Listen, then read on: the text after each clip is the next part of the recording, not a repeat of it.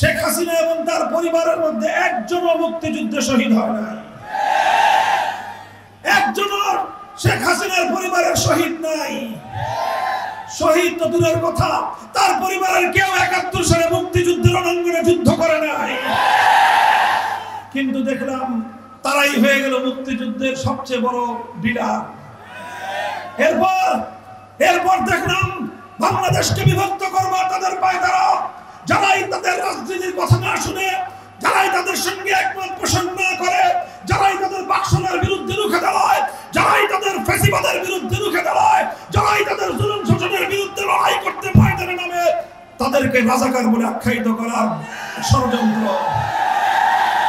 যখন আমার দেশের ছাত্র জনতা তারা বৈষম্যের বিলোপ চাইল, যখনই তারা কোটা সংস্কারের ন্যায্য দাবি তুলল, যখন তারা মেধার ভিত্তিতে দেশকে সামনের দিকে এগিয়ে নেওয়ার জন্য আন্দোলনে নামল, আমার দেশের বিপ্লবী দামাল ৪ কোটি ছাত্র জনতাকে রাজাকারের বাচ্চা বলে গালি দিল এই শেখ হাসিনা। আমার দেশের দামাল ছেলেরা বলল, অধিকার চাইলে যদি রাজাকার হতে হয়, বৈষম্যের বিরুদ্ধে লড়াই করলে যদি রাজাকার হতে হয়, জুলুমের বিরুদ্ধে যদি কথা বললে রাজাকার হতে হয়, প্রতিটি শিক্ষাঙ্গন থেকে আওয়াজ উঠল, আমি কে তুমি কে।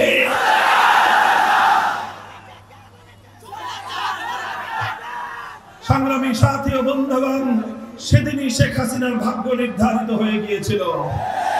এদেশের ছাত্র জনতা তাকে লাল কার্ড প্রদর্শন করেছিল, কিন্তু এরপরও পেশি শক্তির বলে তার সন্ত্রাসী ছাত্রলীগকে ছাত্র জনতার বিরুদ্ধে গলিয়ে দিয়ে ছাত্র জনতাকে ভয় পাইয়ে দিতে চেয়েছিল, ছাত্র জনতাকে খুন করে তাদের আন্দোলনকে দমিয়ে দিতে চেয়েছিল।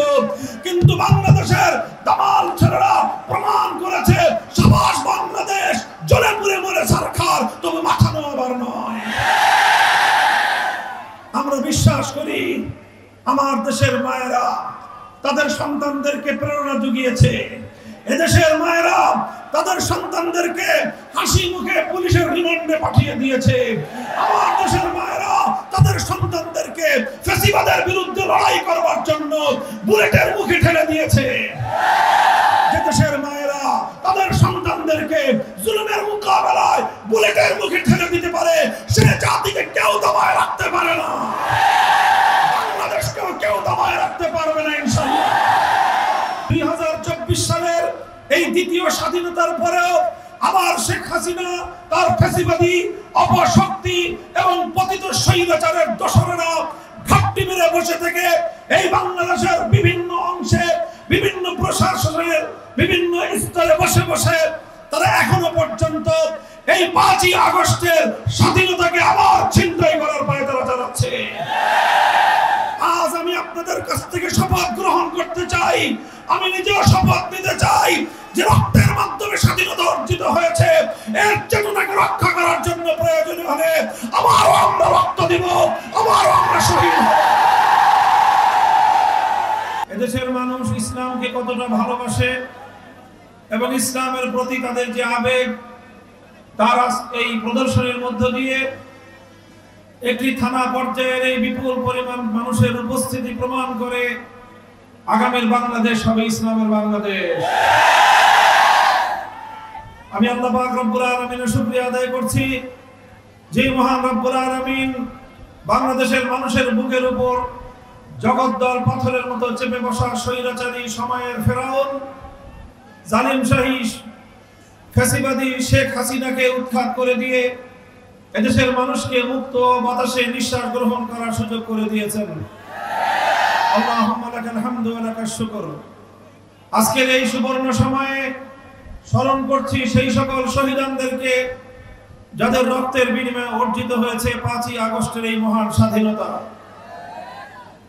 2009 সালের পিলখানা ট্র্যাজেডিতে শাহাদাত বরণ করে 57 জন সেনা কর্মকর্তা, 2013 সালের শাপলা চত্বরে নবী প্রেমের জ্বলন্ত দৃষ্টান্ত হিসেবে শাহাদাত বরণকারী হেফাজতে ইসলাম বাংলাদেশের নবী প্রেমিক শহীদানদেরকে স্মরণ করছি।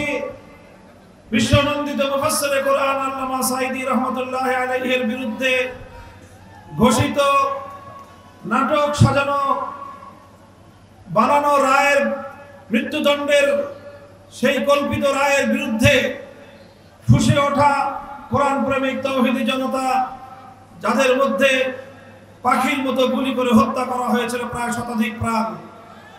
স্মরণ করছি 2014-15 সালে একটি একতরফা নির্বাচন করতে গিয়ে গুম, খুন ও হত্যাকাণ্ডের শিকার হয়েছিল বিরোধী দলের যে সকল নেতাকর্মীরা।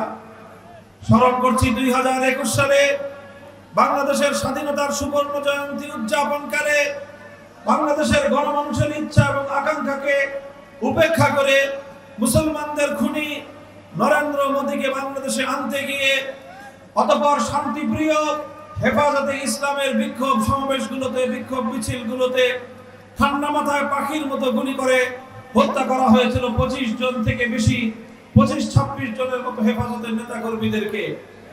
আর সর্বশেষ 2024 সালের জুলাই এবং আগস্ট মাসে বাংলাদেশটাকে মৃত্যুপুরীতে পরিণত করে ছাত্র জনতার বৈষম্য বিরোধী আন্দোলনকে রুখতে গিয়ে দলীয় সাংঘ, হেলমেট লীগ, হাতুড়ি লীগ সহ সন্ত্রাসী লীগকে উস্কে দিয়ে, লেলিয়ে দিয়ে এবং প্রশাসনের মধ্যে ঘাপটি মেলে বসে থাকা আওয়ামী দালালদের ঠান্ডা মাথায় হেলিকপ্টার থেকে স্নাইপার দিয়ে নানাভাবে পরিকল্পিত গুলি করে করে হত্যা করা হয়েছে 1.5 সহস্র বাংলাদেশের দামাল কামাল ছাত্র জনতা ও আবার বৃদ্ধ মানুষকে।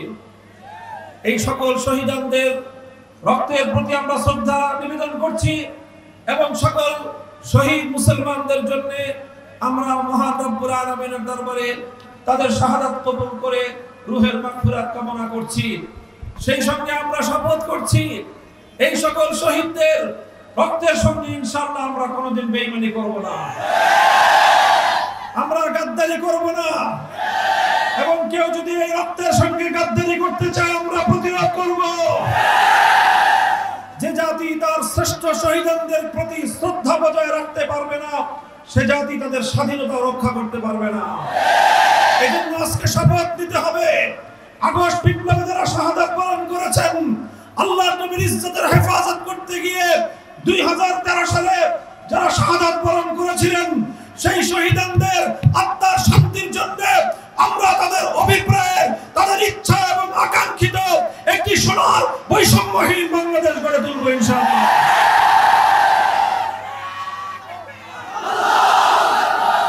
সংগ্রামী সাথী ও বন্ধুগণ, আমাদেরকে মনে রাখতে হবে, আমি বিপ্লবী ছাত্র সমাজ এবং এদেশের গণমানুষকে স্মরণ করিয়ে দিতে চাই, স্বাধীনতা অর্জন করা যত কঠিন, স্বাধীনতা রক্ষা করা তার চেয়ে বড় কঠিন।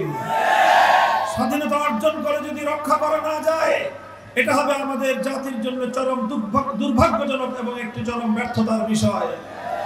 কাজে আজ এই জাতির মধ্যে আমাদেরকে শপথে বলিয়ান হতে হবে, যে কোনো মূল্যে সহস্র শহীদের রক্তের বিনিময়ে অর্জিত এই স্বাধীনতাকে আমরা অটুট এবং অক্ষুণ্ণ রাখবো ইনশাআল্লাহ। 1971 সালে হাজারো শহীদের রক্তের বিনিময়ে 71-এর যে মুক্তিযুদ্ধ হয়েছিল, 16ই ডিসেম্বর 1971 সালের ঐতিহাসিক বিজয় অর্জন করার অল্প কয়েক মাসের মধ্যেই এদেশের মুক্তিযুদ্ধে আত্মদানকারী সকল শহীদদের শাহাদাতের প্রতি বৃদ্ধাঙ্গুলি প্রদর্শন করে বাংলাদেশের হাজার বছরের ইতিহাস এবং ঐতিহ্যকে ভুলুণ্ঠিত করে অন্য আরেকটি দেশের সংবিধানের মূল নীতিগুলোকে একটি প্রেসক্রিপশনের মাধ্যমে বাংলাদেশের জাতির উপর সংবিধান আকারে চাপিয়ে দেওয়া হয়েছিল। 72 সালে একটি নতুন চেতনা গড়ে উঠেছিল, সেই 72-এর চেতনাকে 1924 সাল পর্যন্ত আওয়ামী ফ্যাসিবাদী শক্তি 71-এর চেতনা বলে চালিয়ে দেওয়ার চেষ্টা করেছে। 71-এর চেতনা ছিল ইনশাআল্লাহর চেতনা, 71-এর চেতনা ছিল আল্লাহর জমিনে কোরআন সুন্নাহ বিরোধী কোনো আইন তৈরি না করার চেতনা। কিন্তু 71-এর চেতনাকে ছিনতাই করে 72-এর চেতনাকে 71 নামে বাংলাদেশের মানুষের উপর চাপিয়ে দিয়েছিল এই শেখ হাসিনা এবং তার দোসরেরা। আমাদেরকে স্মরণ রাখতে হবে, 2024 সালের এই দ্বিতীয় স্বাধীনতার পরেও আবার শেখ হাসিনা তার ফ্যাসিবাদী অপশক্তি এবং পতিত স্বৈরাচারের দোসরেরা ঘাপটি মেরে বসে থেকে এই বাংলাদেশের বিভিন্ন অংশে বিভিন্ন প্রশাসনের বিভিন্ন স্তরে বসে বসে তারা এখনো পর্যন্ত এই 5ই আগস্টের স্বাধীনতাকে আবার ছিনতাই করার পায়তারা চালাচ্ছে। আজ আমি আপনাদের কাছ থেকে শপথ গ্রহণ করতে চাই, আমি নিজেও শপথ নিতে চাই যে রক্তের মাধ্যমে স্বাধীনতা অর্জিত হয়েছে, এর চেতনাকে রক্ষা করার জন্য প্রয়োজন হলে আবারও আমরা রক্ত দিব, আবারও আমরা শহীদ হব।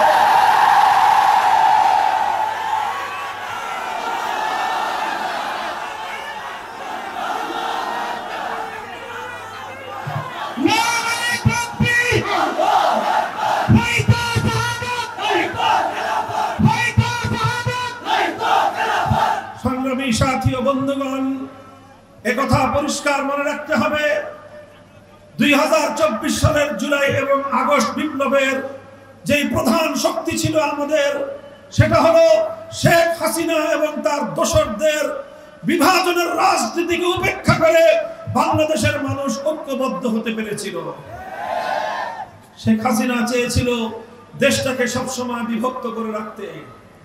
শেখ হাসিনা এবং তার পরিবারের মধ্যে একজনও মুক্তিযুদ্ধে শহীদ হয় না, একজনও শেখ হাসিনার পরিবারের শহীদ নাই। শহীদ তো দূরের কথা, তার পরিবারের কেউ 71 সালে মুক্তিযুদ্ধের রণাঙ্গনে যুদ্ধ করে নাই। কিন্তু দেখলাম তারাই হয়ে গেল মুক্তিযুদ্ধের সবচেয়ে বড় লিডার।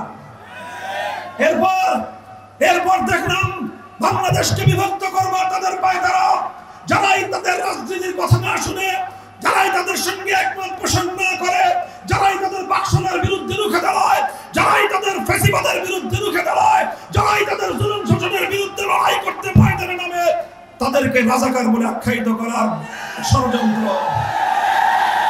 যখন আমার দেশের ছাত্র জনতা তারা বৈষম্যের বিলোপ চাইল, যখনই তারা কোটা সংস্কারের ন্যায্য দাবি তুলল, যখন তারা মেধার ভিত্তিতে দেশকে সামনের দিকে এগিয়ে নেওয়ার জন্য আন্দোলনে নামল, আমার দেশের বিপ্লবী দামাল 4 কোটি ছাত্র জনতাকে রাজাকারের বাচ্চা বলে গালি দিল এই শেখ হাসিনা। আমার দেশের দামাল ছেলেরা বলল, অধিকার চাইলে যদি রাজাকার হতে হয়, বৈষম্যের বিরুদ্ধে লড়াই করলে যদি রাজাকার হতে হয়, জুলুমের বিরুদ্ধে যদি কথা বললে রাজাকার হতে হয়, প্রতিটি শিক্ষাঙ্গন থেকে আওয়াজ উঠলো, আমি কে তুমি কে।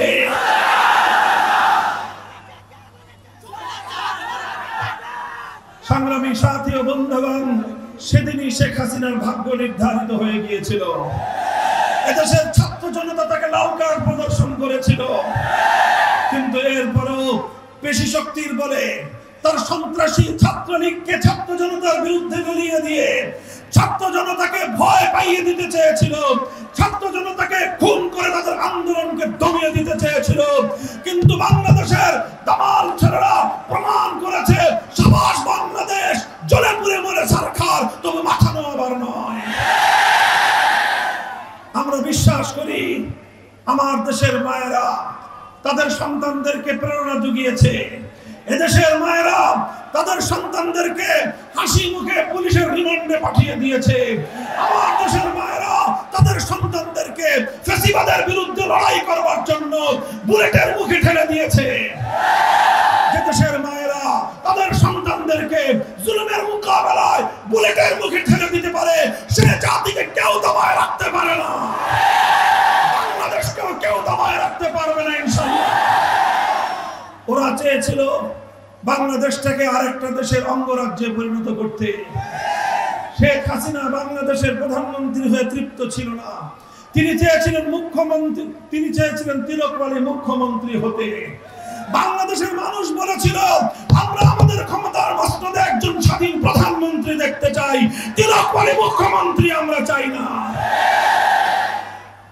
আমরা চাইলাম প্রধানমন্ত্রী, তিনি হতে চাইলেন মুখ্যমন্ত্রী।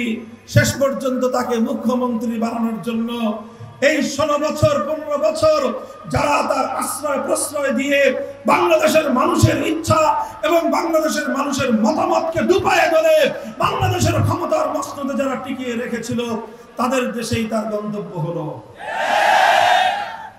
এতে আমাদের আপত্তি নাই, কারণ 15টা বছর এই শেখ হাসিনা এবং তার সরকার একতরফা ভাবে তোমাদের স্বার্থ রক্ষা করেছে। আর তোমরা এদেশের মানুষের সঙ্গে বন্ধুত্ব চাও নাই, তোমরা বন্ধুত্ব চেয়েছিলে শেখ হাসিনার সাথে। তোমরা এদেশের মানুষের মতামতের গুরুত্ব দাও নাই, তোমরা দিয়েছিলে শেখ হাসিনার মতামতের গুরুত্ব। তোমাদের কাছে বাংলাদেশের মানুষের ইচ্ছার কোনো মূল্য ছিল না, তোমাদের কাছে মূল্য ছিল তোমার আর তোমার দেশের স্বার্থের। তুমি যদি তোমার দেশের স্বার্থের জন্য আমার দেশের মানুষের উপর তোমার ইচ্ছাকে চাপিয়ে দেওয়ার চেষ্টা করো, আমরা আমার দেশের মানুষের ইচ্ছাকে রক্ষা করার জন্য তোমাদের সঙ্গে আমরা লড়াই করতে প্রস্তুত।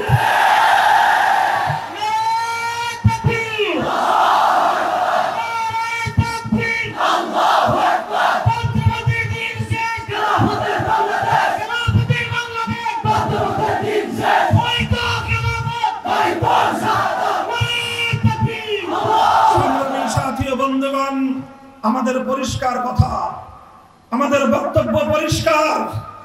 আমরা সংগ্রাম করে, আন্দোলন করে এদেশের ছাত্র জনতা অভূতপূর্ব যে ঐক্য সূচনা করেছিল, এই আন্দোলনে, এই সংগ্রামে আমার স্কুল থেকে কোমলমতি ছেলে মেয়েরা নেমেছিল রাজপথে, কলেজের আমার ছেলেরা নেমেছিল রাজপথে, ইউনিভার্সিটিগুলো থেকে আমার ভাইয়েরা নেমেছিল রাজপথে।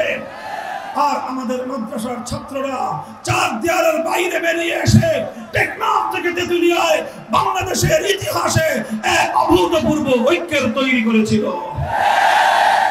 এই অভূতপূর্ব ঐক্য, এই স্কুল কলেজ ইউনিভার্সিটি মাদ্রাসার ছাত্রদের এই ঐক্য, এটাই পরাজিত করে দিয়েছিল শেখ হাসিনার বিভাজনের ষড়যন্ত্রের রাজনীতিকে। আমরা দেখেছিলাম এই সংগ্রামের বৈশিষ্ট্য, আমরা দেখেছিলাম এই সংগ্রামের স্বরূপ। রাজধানী ঢাকা সহ বিভিন্ন জেলা শহরে, বিভিন্ন থানা প্রপারে এই দৃশ্য বিশ্ব মিডিয়া দেখেছে, সামাজিক যোগাযোগ মাধ্যমে বহুল প্রচারিত হয়েছে। আমরা দেখেছি আমাদের ছেলেরা আন্দোলন করছে, সংগ্রাম করছে, মিছিলে মিছিলে রাজপথ উত্তাল করে তুলছে। যখনই নামাজের সময় হয়ে গেল, আমার কোন কলেজের ছাত্র দাঁড়িয়ে আল্লাহু আকবারের আযানের ধ্বনিতে বাংলার আকাশ বাতাস মুখরিত করে তুলল। আরেকটা ছাত্র কখনো ভার্সিটির, কখনো মাদ্রাসার ইমামতির জায়গায় দাঁড়িয়ে গেল। শত সহস্র আমার সংগ্রামী ছাত্র জনতা তার পিছনে সারিবদ্ধ দাঁড়িয়ে রাজপথের পিচ ঢালা রাস্তাকে জায়নামাজ বানিয়ে আল্লাহর দরবারে সিজদায় লুটিয়ে পড়ল। আর এরপর নামাজের পরে দুহাত তুলে আল্লাহর দরবারে ফরিয়াদের হাত উত্তোলন করলো, আর আল্লাহর কাছ থেকে স্বৈরাচারী ফ্যাসিবাদীর বিরুদ্ধে সাহায্য কামনা করলো। আমার আল্লাহ সাহায্য করেছেন কি করেন নাই? আল্লাহর সাহায্য যখন আসলো, শেখ হাসিনা যাদেরকে রাজাকারের বাচ্চা বলে গালি দিয়েছিল, শেখ হাসিনা যাদেরকে উপেক্ষা করেছিল, শেখ হাসিনা যাদেরকে তুড়ি মেরে উড়িয়ে দিতে চেয়েছিল, সেই ছাত্র জনতার সঙ্গে যখন আমার আল্লাহর সাহায্য একীভূত হলো, শেখ হাসিনা বাংলাদেশ থেকে পালিয়ে যেতে বাধ্য হলো।